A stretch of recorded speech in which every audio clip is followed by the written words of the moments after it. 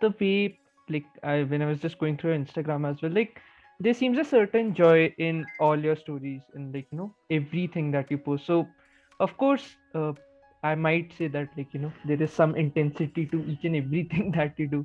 So, like, how would you describe intensity? Like, what does it mean for you specifically? Like, to be more aware in the moment, or like, how does it go for you? Intensity means life for me. A Okay. life without intensity is being half dead. Great, great, yeah. So, like, how would you describe intensity? Like, it would be more involved with the moment, or like how, like, do you cultivate that practice?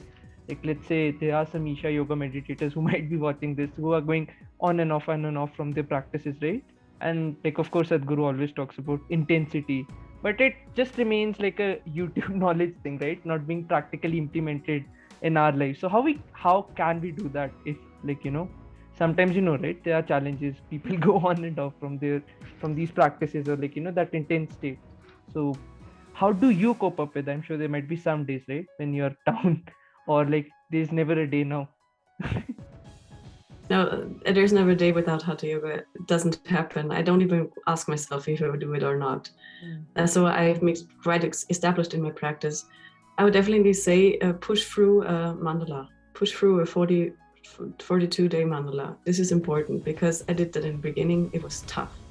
And I thought, okay, I don't have time for this. I did Angamarana. That was my first practice.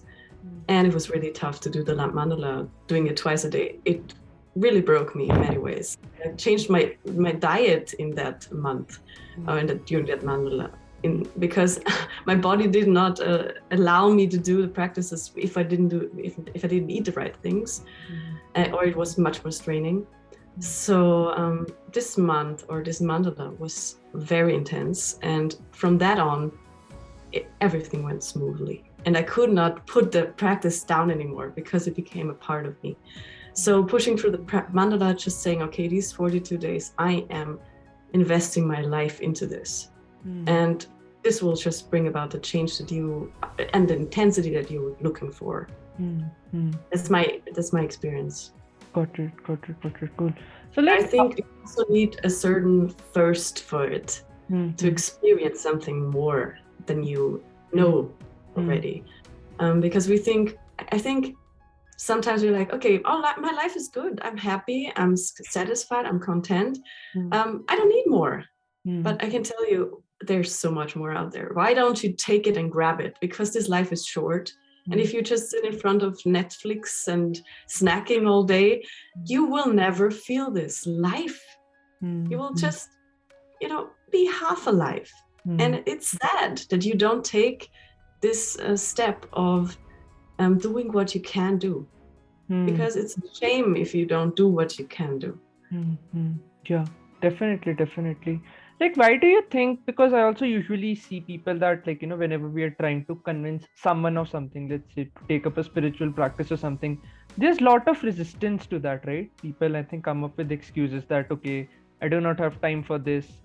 Some term it in a very negative connotation. So why do you think that problem exists with, like, people around? I'm sure it might be existing with people around you, right? That, let's say, you see people that they're not taking active steps for their well-being, but they are taking active steps for their destruction in life. Is it because of ignorance or something? So, like, how have your experiences been around people, like, specifically, who are much more, like, you can say, in the corporate world, craving so many things, right, on and off, just running the rat race? Yeah, I think it's hard to stop to race. To just stop is a very hard thing. It's the same for me when I'm in the flow for doing something else, or when I'm really thinking this is more important now. Not the sadhana, but something in life, some problem in life is more important.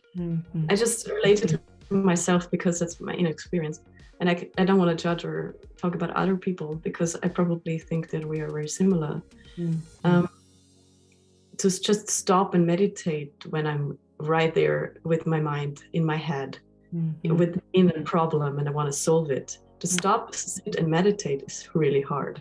I think we all experience this. So if you are traveling at a certain pace, to just stop full, like it's really hard, and I think you will also break Hmm. something in your car.